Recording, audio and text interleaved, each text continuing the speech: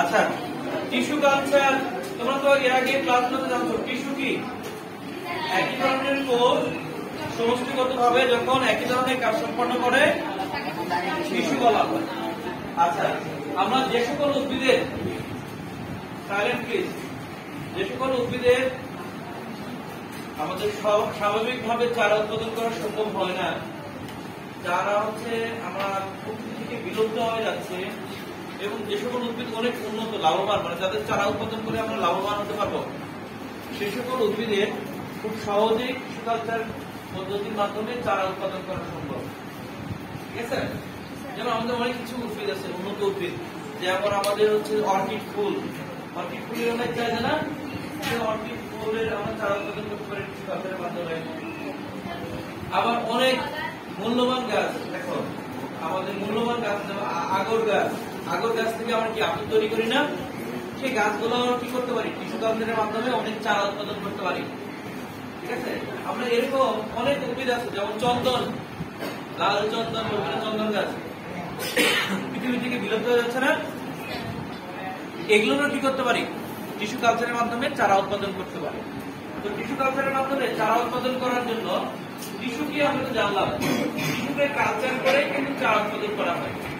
উদ্ভিদের দেহের কোন টিস্যু নিয়ে আমরা কি করবো, সেগুলোকে উপযুক্ত পুষ্টি মাধ্যমে পরিচর্যা করার মাধ্যমে আমরা কি করবো চারা উৎপাদন করবো। আর চারা উৎপাদন করাটাকে কি বলা হচ্ছে টিস্যু কালচার না। তো দেখো যে আমরা টিস্যু কালচার করার জন্য প্রথমে একটা উদ্ভিদ আমরা নির্বাচন করব। তো উদ্ভিদটা কোন উদ্ভিদ নির্বাচন করব, যেটা কি থাকবে উন্নত বৈশিষ্ট্য থাকবে এবং রোগ মুক্ত হবে।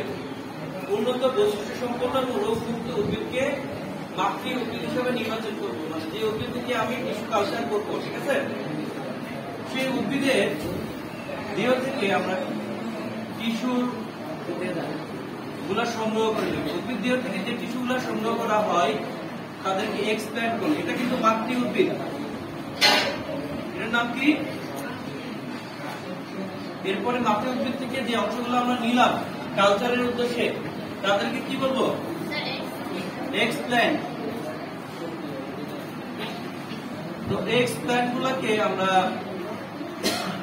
টিস্যু কালচারের জন্য কি করে নিচ্ছি সিলেকশন করে নিচ্ছি। এখন এই প্ল্যান্ট গুলাকে আমাদের কালচার করতে হবে। কালচার করার জন্য কি লাগবে, উদ্ভিদের বৃদ্ধির জন্য স্বাভাবিক যে উপাদানগুলো আছে সেই উপাদানগুলো উপযুক্ত মাত্রায় বিস্তৃত করে আমরা একটা পুষ্টি মাধ্যম তৈরি করে দিতে। ইংলিশে এটাকে বলা হয় নিউট্রিয়েন্ট মিডিয়াম।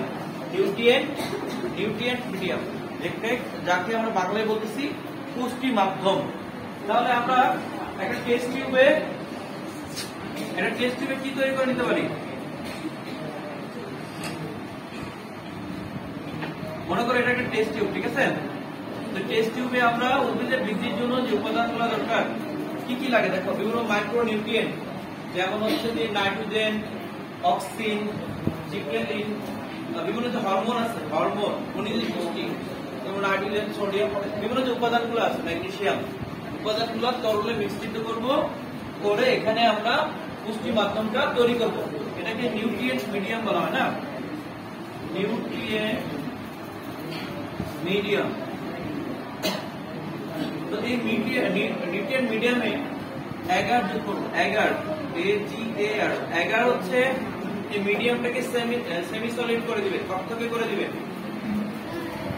এগার তো বুঝো সেমি সলিড, এগুলো তো তরলটাকে 11 যুক্ত করবো। 11 হচ্ছে কি বলো, আমরা যে ম্যাজিক বলগুলো কিনি না, ম্যাজিক বলের মধ্যে এক ধরনের পদার্থ যেগুলো এই পুষ্টি মাধ্যমটাকে কি করে দেবে সেমি সলিড করে দিবে, থকথকে করে দিবে। ঠিক আছে? এখন এই পুষ্টি মাধ্যমটা নিলাম, কিন্তু এটা তো আমরা বাইরের পরিবেশে তৈরি করেছি, এর মধ্যে জীবাণু থাকতে পারে না। তো এটাকে আমরা জীবাণু মুক্ত করে নিব। জীবাণু মুক্ত করার জন্য এটাকে কি করব, এটাকে আমরা আমাদের একটা যন্ত্র আছে অটোক্লেভ যন্ত্রে এই নিউট্রিয়েন্ট মিডিয়ামটা রাখবো। আমাদের বাসায় যে ওভেন আছে, ওভেনে কি করা যায়, একটা টেম্পারেচার সেটিং করা যায় না, চাপ টেম্পারেচার সবকিছু ফিটিং করে যেমন কেক তৈরি করি, এরকম একটা যন্ত্র আছে, আমরা ল্যাবে তোমরা যখন সায়েন্টিফিক অফিসার হিসাবে বিভিন্ন ল্যাবে জব করবা দেখবা যে ওই যন্ত্রগুলো আছে। আমার মাঝে মাঝে কিন্তু সায়েন্স ল্যাবরেটরিতে নিয়ে যায় স্টুডেন্টদের, ওদেরকে দেখানো হয়। তোমরা যাওয়ারই কিন্তু সুযোগ হতে পারে, ঠিক আছে? তো তারপরে আমরা কি করবো, সেই যন্ত্রের মধ্যে এটা রেখে দিব, একটা নির্দিষ্ট টেম্পারেচারে রাখবো। সাধারণত এটাকে রাখা হয় এই পুষ্টি মাধ্যমটা, আচ্ছা এই টেস্ট টিউবটাকে এখানে রাখা হয় কত সময় ধরে, 15 থেকে 20 মিনিট বা 20 থেকে 25 মিনিট, 15 থেকে 20 মিনিট সময় রাখা হয়, ঠিক আছে? আর এটাকে টেম্পারেচার দেওয়া হয় কত, 121 ডিগ্রি সেলসিয়াস। আর এখানে 15 আইভি পাওয়ার চাপ, মানে পাউন্ড চাপে, 15 পাউন্ড চাপে এখানে এই যন্ত্রটাকে অটোক্লেভ যন্ত্র রাখা হয়।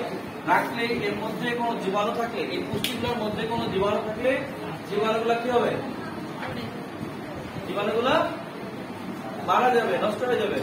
তখন এটাকে সাথে সাথে এর মধ্যে কিন্তু আমরা চারাগুলো রোপণ করবো না, মানে এই টিস্যুগুলোর সাথে সাথে এর মধ্যে দিব না, কারণ এই টেম্পারেচারটা অনেক বেশি থাকে। এটাকে রুমের নর্মাল রুম টেম্পারেচার রাখবো। তো সাধারণত রুম টেম্পারেচারটায় রাখার ফলে যখন এটা ঠান্ডা হবে, এক্সপ্যান্ড গুলো আস্তে আস্তে কি করবো, স্থাপন করবো। দেখো আমি যে এক্সপ্যান্ড গুলো উদ্ভিদ থেকে নিয়েছিলাম এগুলো স্থাপন করলাম। তো এক্সপ্যান্ড গুলো স্থাপন করলে উপযুক্ত পুষ্টির উপাদানের কারণে, উপযুক্ত পুষ্টির কারণে এই এক্সপ্যান্ড গুলো পুষ্টি শোষিত করে এই কোষগুলো দ্রুত সংখ্যা বৃদ্ধি করে, ঠিক আছে? এই কোষগুলো কি করবে, দ্রুত সংখ্যা বৃদ্ধি করবে। তো বৃদ্ধি করলে এখানে একটা কোষ পিণ্ডের মতো সৃষ্টি হবে, অনেকগুলো কোষ এখানে সৃষ্টি হবে, ঠিক আছে? তো পরবর্তীতে এই কোষগুলো থেকে কি সৃষ্টি হবে, চারা। কোষগুলো থেকে কি সৃষ্টি হবে, ছোট ছোট চারা সৃষ্টি হবে। তো প্রত্যেকটা কোষপিণ্ড থেকে এরকম কি হবে, চারা সৃষ্টি হবে, ঠিক আছে?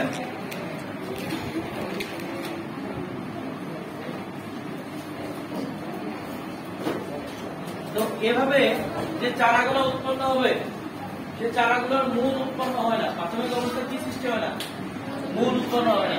তো মূল না হলে কি চারাগুলো বাঁচবে? কারণ মূলই তো উদ্ভিদের কি, মাটি থেকে পানি ও খনিজ লবণ শোষিত করে, ঠিক আছে? আর মূল না থাকলে তো পানি খনিজ লবণ শোষিত হবে না। তো উদ্ভিদের মূল সৃষ্টি করার জন্য তোমরা নিশ্চয়ই জানো যে আমাদের উদ্ভিদের এক ধরনের ফাইটো হরমোন আছে, অক্সিন।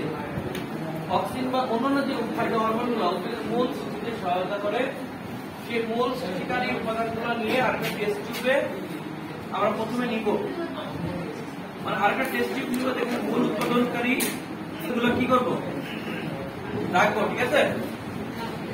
এখন এই চারাগুলোকে মূল উৎপাদন মাধ্যমে স্থানান্তর করব। স্থানান্তর করলে কি হবে, এই প্রত্যেকটা চারা থেকে মূল সৃষ্টি হবে। এগুলো কিন্তু আমি চারা বোঝাচ্ছি, ঠিক আছে? চারা থেকে মূল সৃষ্টি হবে। আর যখন মূল সৃষ্টি হবে তখন এই চারাগুলোকে আস্তে আস্তে এই টেস্ট টিউব থেকে বের করে নিয়ে এসে আমরা সাথে সাথে কিন্তু মাটিতে রোপণ করব না। কি করব, এগুলো আমরা ল্যাবরেটরিতে নিয়ন্ত্রিত কক্ষেই রাখবো। আমাদের কিন্তু এগুলো ল্যাবরেটরির বাইরে রাখা যাবে না। প্রথমে ল্যাবরেটরিতে ছোট ছোট পাত্রের মধ্যে বা আমরা টবের মধ্যে গাছগুলোকে রোপণ করব। দেখো ছোট ছোট টবের মধ্যে গাছগুলোকে আমরা কি করবো, রোপণ করবো, ঠিক আছে? তো এটা কিন্তু আর্টিফিশিয়াল ভাবে তৈরি করা। এটা কিভাবে তৈরি করা, এরা কিন্তু সরাসরি বাইরের পরিবেশের সাথে খাপ খাইতে পারবে না। তো ল্যাবরেটরিতে যখন রাখবো এগুলো রুম টেম্পারেচারে রাখবো। তো রুম টেম্পারেচারটা আমাদের কত, 25 +-2, অর্থাৎ এদের সাথে 23 থেকে টেম্পারেচারটা কি হবে, রুমের টেম্পারেচারটা কত হবে, 23 থেকে 27 ডিগ্রি সেলসিয়াসের মধ্যে রাখতে হবে। তো রাখার পরে কিছুদিন পরে এদেরকে আস্তে আস্তে ল্যাবরেটরি থেকে আস্তে আস্তে বাইরের পরিবেশে 1 ঘন্টা করে রাখতে হবে। প্রথম দিকে 1 ঘন্টা করে রাখবো, তারপরে দিকে কি 2 ঘন্টা করে রাখবো, এরপরে কি 3 ঘন্টা করে রাখবো, চারাগুলো। কেন প্রতিদিন এভাবে রাখবো বলতো, যেন আস্তে আস্তে চারাগুলো বাইরের পরিবেশে খাপ খেয়ে নিতে পারে। তবে এভাবে চারাগুলো যখন খাপ খেয়ে নিয়ে ফেলবে তখন এক সময় আমরা এগুলোকে সম্পূর্ণ প্রাকৃতিক পরিবেশে স্থানান্তর করবো। আর এভাবে আর্টিফিশিয়াল ভাবে তৈরিকৃত চারাগুলা যারা আমরা হারিয়ে যাওয়া উদ্ভিদগুলা যেগুলো অনেক মূল্যবান, যেগুলো সহজে চারা উৎপাদন করা যায় না, সেই চারাগুলো উৎপাদন করতে পারবো এবং প্রকৃতিকে আবার সমৃদ্ধ হিসেবে গড়ে তুলতে পারবো। সবাইকে বুঝতে পেরেছো? একটা সবাইকে ধন্যবাদ।